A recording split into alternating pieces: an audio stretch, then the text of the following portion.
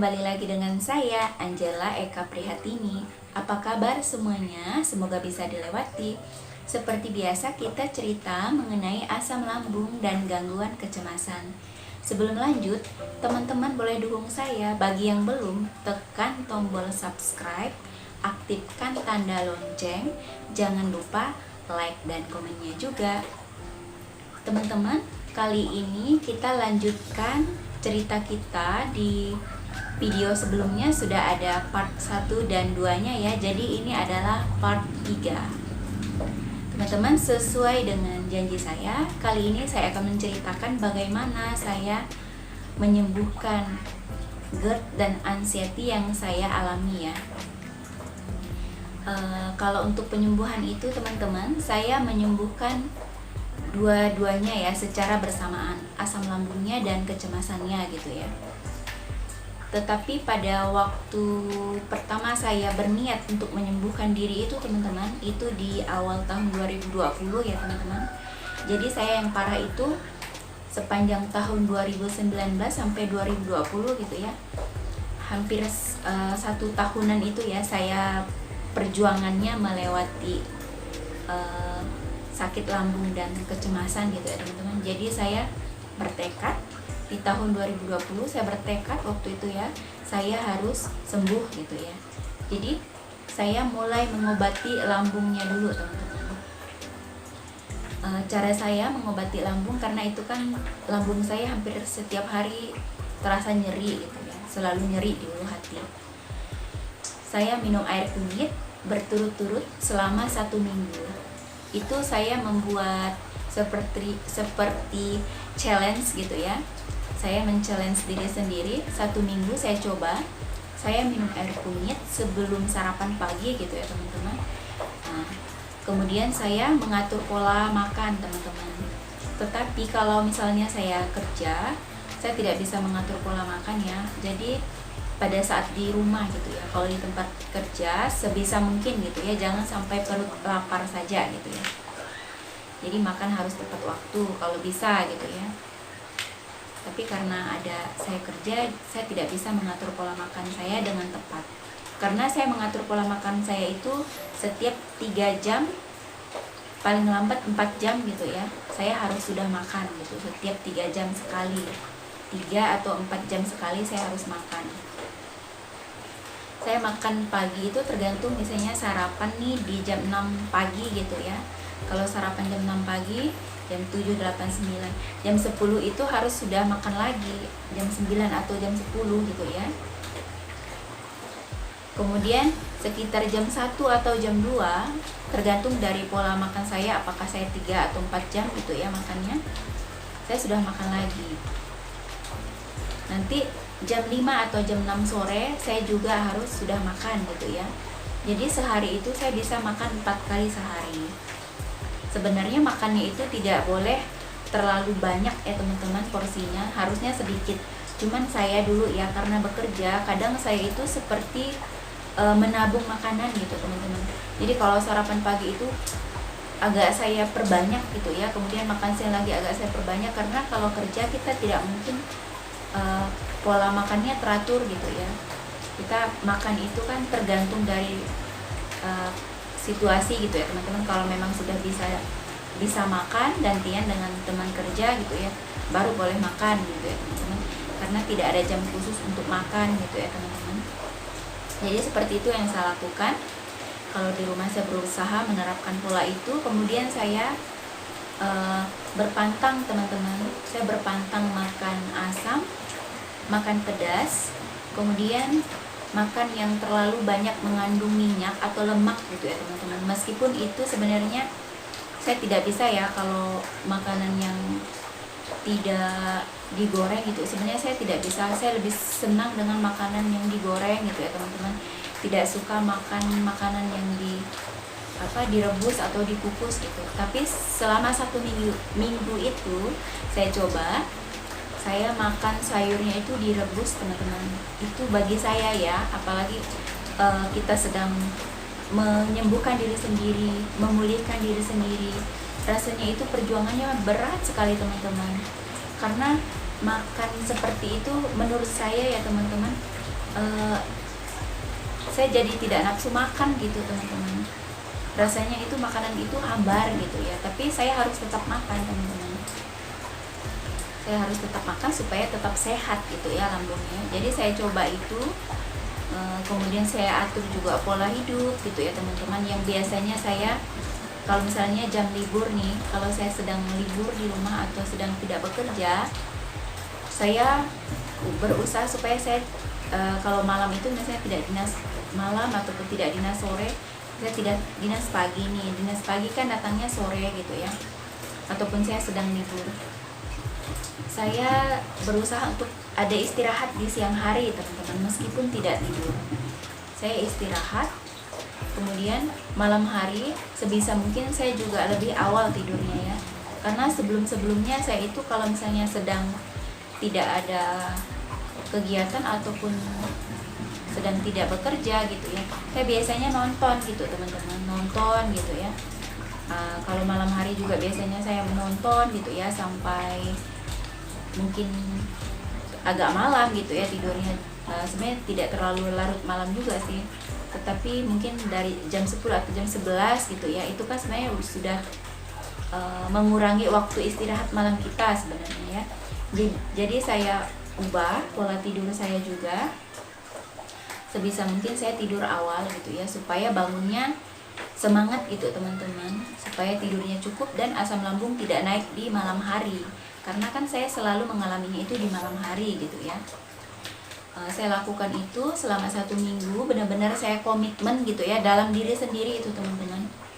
Sebenarnya selalu disemangati oleh suami gitu ya, tetapi karena memang belum ada niat di dalam diri kita sendiri, karena kita kan tidak mudah menerima masukan orang lain gitu ya, karena kita anxiety kan terlalu banyak takut apa yang orang lain katakan, itu kadang kita tidak mudah menerimanya gitu ya teman-teman, tidak masuk akal gitu ya. Jadi saya ubah pola hidup, pola makan selama 1 minggu itu, dan juga sambil mengubah pola pikir teman-teman. Banyak hal-hal yang negatif yang sering saya pikirkan, seperti misalnya ketakutan, kecemasan, itu semuanya saya berusaha untuk tidak terlalu memikirkannya. Jadi kalau misalnya kecemasan saya datang, ya saya biarkan saja. Misalnya saya lagi beraktivitas, ya biarkan saja gitu, meskipun takut sebenarnya ya. Sambil kita membiarkan kecemasan itu datang, kita berusaha supaya mengabaikannya, tetapi kan tidak mudah untuk hilang gitu ya pikiran-pikiran cemas itu, perasaan cemas itu. Tetapi saya mengabaikannya, saya abaikan gitu teman-teman, saya berusaha mengabaikan, dan itu berhasil teman-teman. Ada perubahan gitu ya, benar-benar ada perubahan teman-teman. Tapi memang harus kita terapkan pola makan, pola hidup, pola pikir itu ya, yang sehat gitu. Kemudian saya merasa ada manfaatnya gitu ya, benar-benar ada hasil dari perjuangan itu ya. Saya lanjutkan terus teman-teman, meskipun kadang-kadang pola makannya salah lagi, ataupun pola pikirnya salah lagi gitu ya. Kemudian tetap terus saya lakukan selama dalam 1 tahun itu. Terus saya lakukan teman-teman, supaya ada perubahan gitu ya, karena saya juga sudah merasakan perubahannya. Oh ya, untuk ini ya catatan juga ya teman-teman, bagaimana saya bisa mengatur pola pikir saya teman-teman. Itu juga kesadaran dari diri sendiri ya teman-teman, bukan sekedar saya mengabaikan cemas atau rasa takut, panik itu. Saya juga mendengarkan ini teman-teman, seperti pembicaraan tentang kematian gitu ya teman-teman. Saya mendengarkan itu teman-teman. Kalau sesuai dengan kepercayaan saya, itu adalah khotbah tentang kematian gitu ya teman-teman.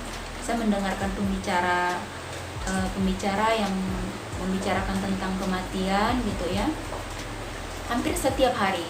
Pagi-pagi sudah saya dengar, malam hari, pokoknya pada saat saya ada di rumah gitu ya, kalau saya sedang tidak bekerja, selalu saya dengarkan itu teman-teman. Awalnya pertama saya mendengarkan tentang pembicaraan tentang itu, tentang kematian, Saya takut teman-teman, saya takut luar biasa.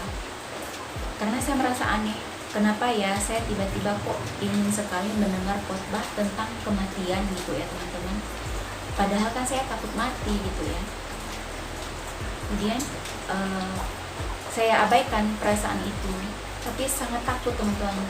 Apalagi di hari pertama saya mendengarkan itu, pas pagi-pagi waktu itu ya, pertama kali saya mendengarkan khotbah itu, pembicaraan itu, saya takut.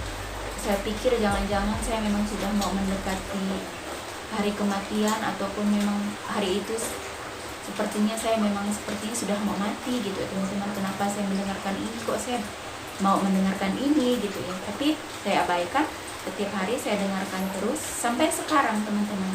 Itu yang selalu saya dengarkan, karena itu bukan di satu video saja gitu ya, banyak sekali gitu ya, banyak pembicaraan-pembicaraan lain, tapi itu mengarah tentang kematian gitu ya teman-teman, tentang persiapan kita selama kita hidup gitu ya teman-teman. Intinya itu tentang perbaikan pola pikir ya kalau menurut saya teman-teman. Jadi saya mendengarkan itu terus ya setiap hari sampai sekarang, sampai di sepanjang tahun 2020 saya terus melakukan itu ya, menerapkan pola makan, pola pikir, pola hidup itu, hingga di tahun 2021 di awal tahun saya berniat lagi teman-teman, saya benar-benar harus sembuh gitu ya teman-teman, saya benar-benar harus sembuh. Dan di bulan Maret teman-teman, waktu itu bulan Maret ya, di tanggal 15 Maret teman-teman boleh cek, itu adalah video pertama saya. Itu video pertama saya di channel saya ini. Saya membuat video pertama itu adalah karena saya merasakan saya itu sudah sembuh gitu teman-teman. Meskipun saya belum sembuh total, tapi saya merasa saya itu sudah sembuh, dan saya ingin sekali berbagi dengan orang lain teman-teman. Karena selama dari proses saya sakit sampai saya mulai penyembuhan diri itu, saya menjumpai banyak sekali orang yang mengalami sakit yang sama seperti yang saya rasakan, seperti yang kita rasakan ya. Jadi saya berniat membuat video itu tanpa saya edit, langsung saya rekam, kemudian langsung saya upload teman-teman. Dan lumayan ada penontonnya gitu ya teman-teman. Ada yang menonton dan ada yang bertanya. Di situ mulai saya benar-benar ingin sekali gitu ya, berbagi juga dengan teman-teman. Paling tidak saya bisa memberi semangat juga gitu ya buat teman-teman semuanya ya, yang merasakan sakit yang sama seperti yang saya rasakan gitu teman-teman. Jadi teman-temannya, kalau misalnya sekarang teman-teman yang memang dalam proses mau menyembuhkan diri, atau baru merasakan sakit ini, atau bahkan yang memang sudah mau sembuh, lakukanlah ketiga hal itu teman-teman. Lakukan pola makan yang baik, sehat ya, pola pikir, pola hidup yang sehat ya teman-teman. Dan semoga setiap cerita saya di video saya itu memberi semangat dan menjadi berkat untuk teman-teman, untuk kita semua ya teman-teman. Terima kasih untuk teman-teman yang selalu mendukung saya. Terima kasih yang sudah menonton video saya sampai habis. Kita akan cerita lagi di video selanjutnya teman-teman ya. Oh ya, sebelumnya saya juga minta maaf, di video saya yang sebelumnya saya itu mata saya teman-teman selalu berkedip-kedip gitu ya teman-teman. Mungkin ini juga saya tidak tahu ya, video yang ini semoga tidak ya. Itu karena saya tidak bisa menatap layar kamera, karena itu kan kita fokus pandangannya gitu ya. Saya belum terbiasa teman-teman. Tapi semoga teman-teman tidak terlalu memperhatikan itu ya. Yang paling penting adalah manfaat dari setiap cerita saya teman-teman. Oke, baik teman-teman, kita lanjut next video ya. Terima kasih banyak.